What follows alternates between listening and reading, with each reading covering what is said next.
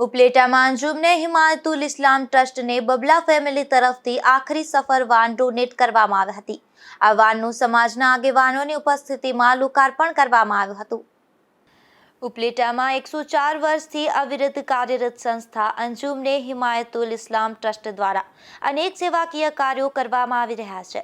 1921થી આ સંસ્થાની શરૂઆત થઈ ત્યારથી વિવિધ સેવાઓ, ગરીબ પરિવારને દવાઓ, મેડિકલ કેમ્પ, એમ્બ્યુલન્સ સેવા, મૈયતના કફન દફનની સેવા, આંખોના મોતિયાના ઓપરેશન કરાવી આપવા જેવી દરેક સેવાકીય પ્રવૃત્તિઓમાં વર્ષોથી અવિરત સેવાઓ પૂરી પાડે છે।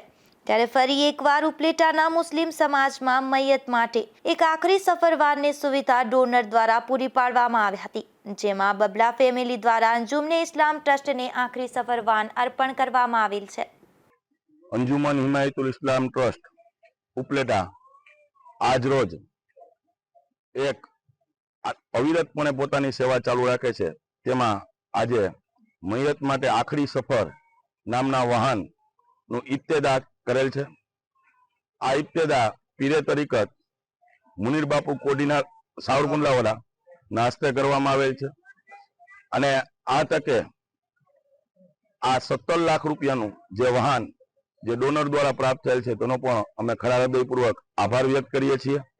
આ સેવા છે જે પણ ઉપલેટાના તમામ મુસ્લિમ સમુદાયના લોકો જેમના ઘરે મૈયત થયું હોય તેઓ એક માત્ર ફોન કરશે તો તેમના ઘર આંગણે 10 મિનિટ પહેલા વાહન આવી જશે અને કબ્રસ્તાનના ગેટ સુધી એ વાહન પહોંચાડી દેશે।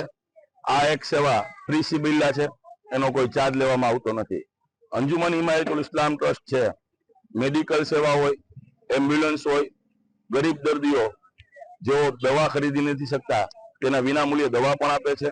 દર વર્ષે મોતિયાના ફ્રી ઓફમાં ઓપરેશન પણ કરાવી આપે છે અને મૈયતના કફન અને દફન સુધીનો તમામ સામાન એકમાત્ર ફોનમાં મળી રહે એવી સુવિધા પૂરી પાડે છે। એ પણ ભાવોભાવ એનો જે ખર્ચ હોય એ 3 દિવસમાં જો એના સગા સંબંધી ચૂકવી દઈએ તો ઠીક છે, ન ચૂકવે તો એ લાઈલા ફંડમાં લખાઈ જાય છે। આ સંસ્થા છે અંજુમન હિમાયતુલ ઇસ્લામ ટ્રસ્ટ, એની સ્થાપના 1921માં થઈ હતી। આજે એને 104 વર્ષ પૂરા થયા છે। આ સંસ્થાના ટ્રસ્ટીઓ તમે જોઈ શકો છો, મારી બાજુમાં ઉભેલા છે, આ બધા આ સંસ્થાના ટ્રસ્ટીઓ છે। તો ડોનરને પણ ગોતી આવે છે અને પોતાની એજ હોવા છતાં પણ આ કાર્ય કરતા રહે છે।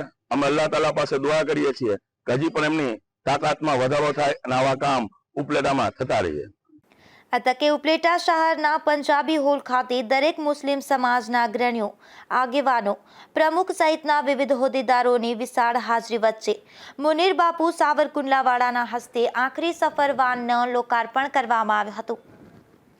સરફરાજ કોડી, ગુજરાત ન્યૂઝ, ઉપલેટા।